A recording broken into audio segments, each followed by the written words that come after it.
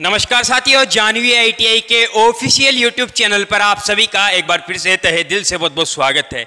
तो साथियों, जैसा कि आप सभी को पता है, वैद्युतिक केबल्स एवं सोल्डरिंग हमारा चल रहा था, जिसकी काफ़ी क्लासेज हमने ली। और साथियों, आपको जानकर बहुत ही खुशखबरी होगी कि आज की जो हमारी क्लास है साथियों, ये लास्ट क्लास होने वाली है केबल्स की। तो हमने एक और लेसन बड़े आसान तरीके से और अच्छी भाषा में कंप्लीट किया, जिसमें आपको अभी तक कोई समस्या नहीं होगी। और अगर कोई समस्या है तो आप बिल्कुल कमेंट कर सकते हैं। साथियों, यहाँ पर अब जो नेक्स्ट चीज आ रही है ना, आज का जो हमारा मेन टॉपिक होने वाला है सोल्डरिंग।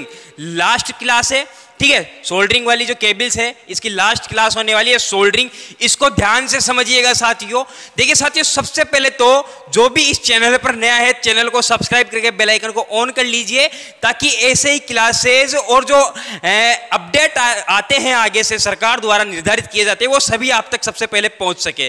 तो आइए साथियों, बिना देरी के शुरू करते हैं। साथियों, हमारे पास जो आज का टॉपिक होने वाला है सोल्डरिंग होने वाला है। सबसे पहले सोल्डरिंग को शुरू करने से पहले मैं आपको यह बता दूं कि सोल्डरिंग एक्चुअल में होती क्या है। साथियों, क्या होता है कि दो वायर है अलग अलग, ठीक है। अब मेरे को उन दोनों वायरों को एक साथ जोड़ना है। तो साथियों, ये जो जोड़ने की प्रक्रिया हो रही है, ये जो जोड़ने की प्रक्रिया हो रही है, दो तारों को आपस में जोड़ने की प्रक्रिया को साथियों सोल्डरिंग कहते हैं, ठीक है। तो यहां लिख लेते हैं, दो तारों को, ठीक है, दो तारों को, दो से अधिक भी हो सकते हैं, दो तारों को एक साथ जोड़ने की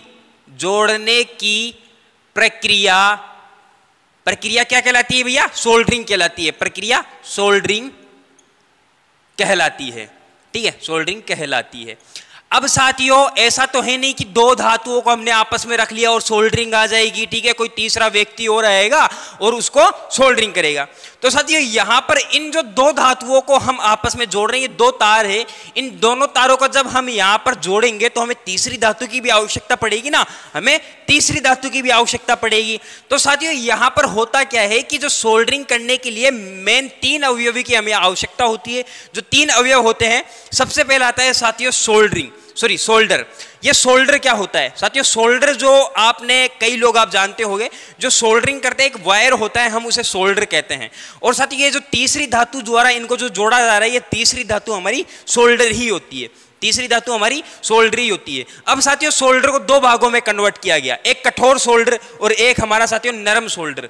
यहां पर जो हमारा कठोर सोल्डर होता है साथियों, इसको भी दो भागों में बांट दिया गया, इसको भी दो भागों में बांट दिया गया। यहां पर जो पहला आता है साथियों, ये आता है स्पेल्टर सोल्डर, ठीक है, स्पेल्टर सोल्डर। इस सोल्डर का प्रयोग हम किसे जोड़ने के लिए करते हैं साथियों? तांबा हो गया, ठीक है, तांबा हो गया, या एल्यूमिनियम तो हटा ही दीजिए, एल्यूमिनियम को नहीं जोड़ सकते हम सोल्डर के साथ ऐसे। एल्यूमिनियम के लिए दूसरा पदार्थ है जो मैं आपको बता दूंगा।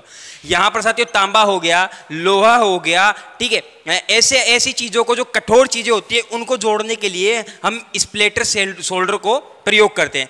अब ये जो सोल्डर होता है, तीन चीजों से मिलकर, दो चीजों से मिलकर बना होता है साथियों। पहला होता है तांबा, दूसरा होता है जस्ता। अब आप कहोगे कि नहीं सर, मेरे पास तो थोड़ी नरम धातु है, तो इस सोल्डर को नरम कीजिए, ठीक है, इस सोल्डर को नरम कीजिए। देखिए साथियों, जो कठोर सोल्डर होता है, जिसका यह भाग है स्पेल्टर सोल्डर, यह साथियों हमेशा तांबा और जस्ता से ही मिलकर बना होता है। लेकिन फिर भी कभी कभी कोई कंडीशन ऐसी होती है कि यह कंडीशन हमें थोड़ी नरम अवस्था में चाहिए होता है, तो फिर हम यहां पर टिन मिला देते हैं, इसके अंदर कुछ परसेंट टिन भी मिला देते हैं। साथियों, टिन का प्रयोग क्यों किया जाता है? किसी भी सोल्डर को नरम बनाने के लिए हम टिन का प्रयोग करते हैं। अब साथियों, दूसरा आता है सिल्वर सोल्डर। साथियों, सिल्वर सोल्डर देखिए, सोना हो गया, ठीक है, सोने का वायर हो गया, चांदी का वायर हो गया, ठीक है, सोना चांदी, कॉपर का वायर हो गया, साथियों इन वायरों को जोड़ने के लिए हम सिल्वर सोल्डर का प्रयोग करते हैं, ठीक है। जो वायर होता है ना, उसी की बात हो रही है, सिल्वर सोल्डर का प्रयोग करते हैं। साथियों, सिल्वर सोल्डर मेनली जो होता है ना, चार चीजों से मिलकर के बना होता है, लेकिन ये सभी आवश्यकता के अनुसार। अब मान लीजिए कि कई सिल्वर सोल्डर ऐसे हैं जो कि सिर्फ सोना और प्लस चांदी से ही बना होता है। कई सोल्डर ऐसे साथियों जो कि सोना और जस्ता से मिलकर बना होता है। कई सोल्डर ऐसे जो सोना, चांदी, जस्ता तीनों से मिलकर बना होता है। और कई सोल्डर होते हैं जो सोना और निकल और चांदी तीनों से मिलकर के बना होता है। तो साथियों, वो हमारी आवश्यकता के अनुसार है, बस इतना याद रखिए, जो सिल्वर सोल्डर होता है इसकी सहायता से हम सोना, चांदी, कॉपर को इनको सोल्डर करते हैं और किन किन से मिलकर के बना होता है, ये याद रखिए। अब साथियों यहाँ पर जो सोल्डर का जो दूसरा भाग है नरम सोल्डर, एक कठोर सोल्डर जो हमने पढ़ लिया, दूसरा है नरम सोल्डर। साथियों ये जो नरम सोल्डर होता है इसके अंदर थोड़ी टिन की मात्रा मिलाई जाती है, टिन प्लस सीसा से मिलकर के बना होता है। और जब आप यहां देखते हैं तो किसी में भी टिन नहीं था, यहां पर किसी में भी टिन नहीं था और यहां पर टिन मिला दिया गया। और जैसा कि मैंने आपको बताया कि टिन हम तब मिलाते हैं जब हमें किसी भी सोल्डर को और नरम करना पड़े। तो हमने क्या कर दिया, जो नरम सोल्डर होता है उसके अंदर टिन की मात्रा मिले, सीसा प्लस टिन से इसको बनाया गया साथियों, जो कि ये इन दोनों से भी नरम होता है। देखिए सबसे पहले कठोर ये होता है, फिर इससे थोड़ा नरम होता है ये हमारा सिल्वर सोल्डर, और इससे भी नरम होता है साथियों हमारा नरम शोल्डर।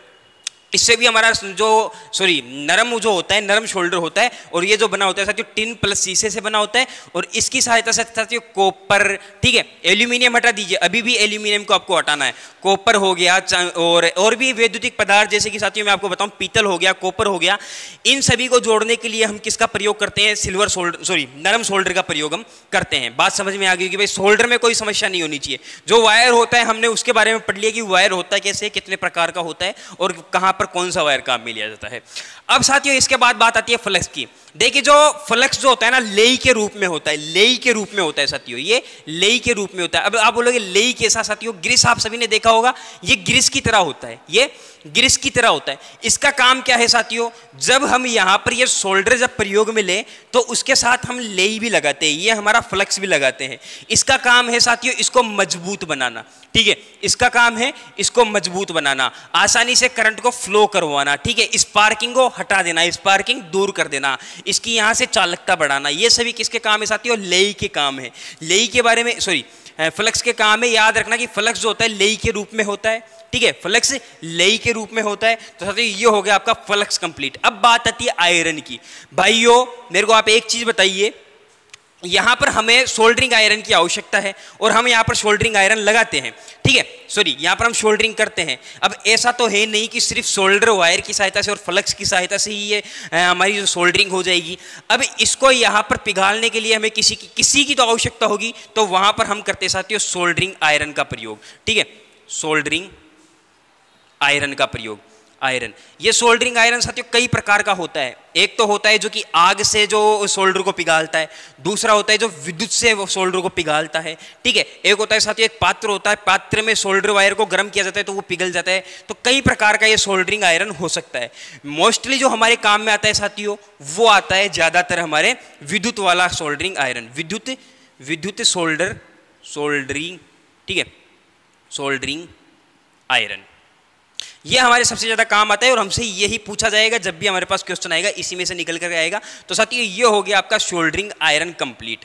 याद रखिएगा सोल्डरिंग आयरन की जो बिट होती है तांबे की बनी होती है। किसकी बनी होती है भैया, तांबे की बनी होती है। तो ये सोल्डरिंग आयरन हो गया साथियों। साथियों ये थी हमारी आज की छोटी सी क्लास। उम्मीद है आपको आज की क्लास अच्छी लगी होगी, और वीडियो अगर अच्छी लगी तो वीडियो को लाइक, चैनल को सब्सक्राइब और साथियों बेल आइकन को ऑन जरूर से कर लीजिएगा। साथियों एल्यूमिनियम को जोड़ने के लिए हम जिस धातु का प्रयोग करते हैं वो होती है साथियों AlCaP धातु, ठीक है, AlCaP धातु साथियों जिसका गलनांक बहुत कम होता है। इसका गलनांक साथियों नरम सोल्डर से भी बहुत कम होता है। क्यों होता है, क्योंकि जो साथियों एल्यूमिनियम है, ठीक है, जो एल्यूमिनियम है, एल्यूमिनियम पहले से निम्न गलनांक वाली धातु है, तो उसके लिए हमें पास जो सोल्डर होना चाहिए जो गलनांक वाला पदार्थ वो ही होना चाहिए साथियों। बात आपको समझ में आ गई होगी। जिसके साथ अंदर साथियों 70% टिन की मात्रा मिलाई जाती है, 70% टिन की मात्रा मिलाई जाती है। तो ये कौन सा है साथियों, AlCaP धातु पदार्थ होता है, धातु होती है जो कि एल्यूमिनियम को सोल्डरिंग करने के लिए काम में ली जाती है।